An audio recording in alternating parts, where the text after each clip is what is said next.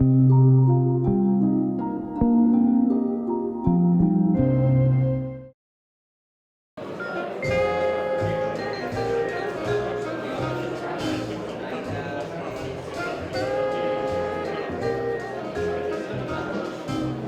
Campus Cultura dialogan as culturas, dialogan as distintas linguas e creemos que esta exposición coleccionando mundos de ficción responde particularmente a esta filosofía. Van a poder encontrar coleccións feitas desde a intimidade, xunguindo a paixón pola colección, a paixón pola cultura e, nomeadamente, a paixón pola literatura, foron artellando pequenos universos que xa trascenden as paredes das súas casas.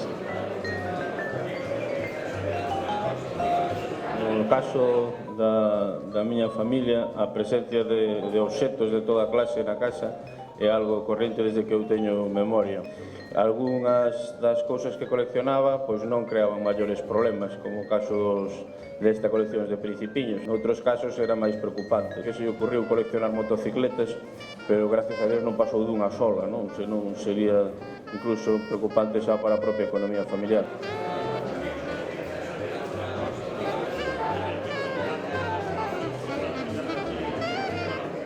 En la época actual, en la que parece que los libros están en decadencia y el papel en general, sin embargo, los libros desplegables nunca serán eclipsados por las tabletas ni por ninguna tecnología, porque se trata de un trabajo manual y un arte totalmente plástico que requiere del espacio y no se puede sustituir por ningún otro soporte electrónico.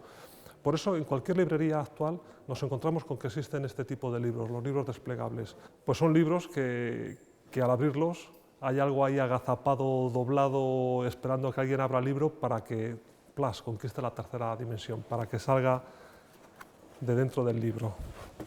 Eso es un pop-up, básicamente. Se puede mecanizar lo que es la ilustración, por supuesto, e incluso lo que es el troquelado, es decir, el recorte de las piezas. Pero lo que es el montaje, el engarzado de unas piezas, el pegado, eso es imposible de mecanizar. Eso solo se puede hacer de una manera manual. Por eso estos libros todos tienen ese halo de ser piezas únicas y piezas artesanales.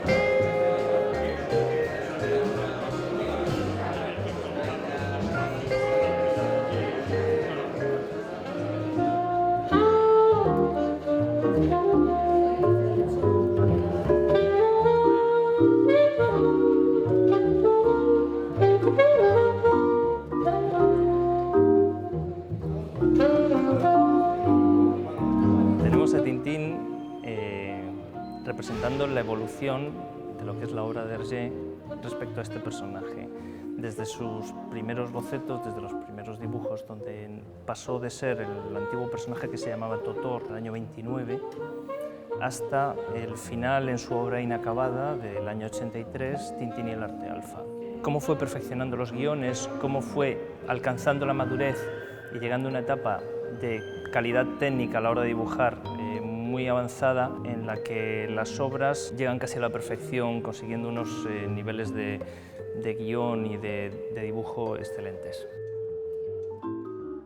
Hergé fundó un género que se denomina la línea clara belga. Prácticamente no hay sombras, juega con los claroscuros, pero juega para resaltar figuras. Cada viñeta en sí puede ser considerada una obra de arte, porque está trabajada al detalle de una forma muy minuciosa y que permite, pues eso, que si se coge cualquier viñeta, cada detalle está pensado.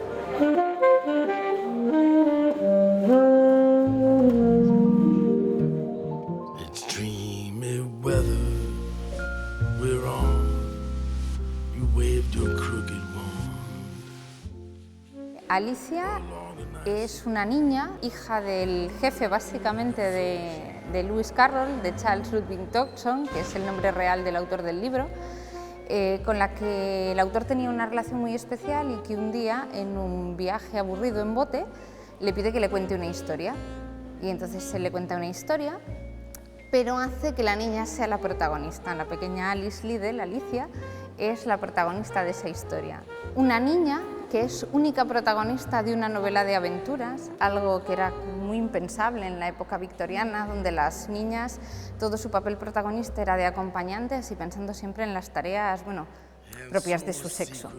Esta es una niña que sigue su curiosidad, no tiene miedo, que es cabezota, que la insultan, la humillan a lo largo de todo el libro y ella continúa adelante.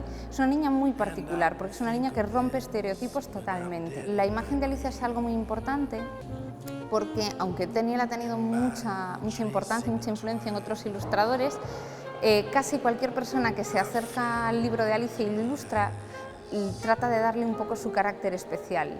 Alicia ha sido morena, rubia, de pelo largo, de pelo corto, casi de todas las formas posibles.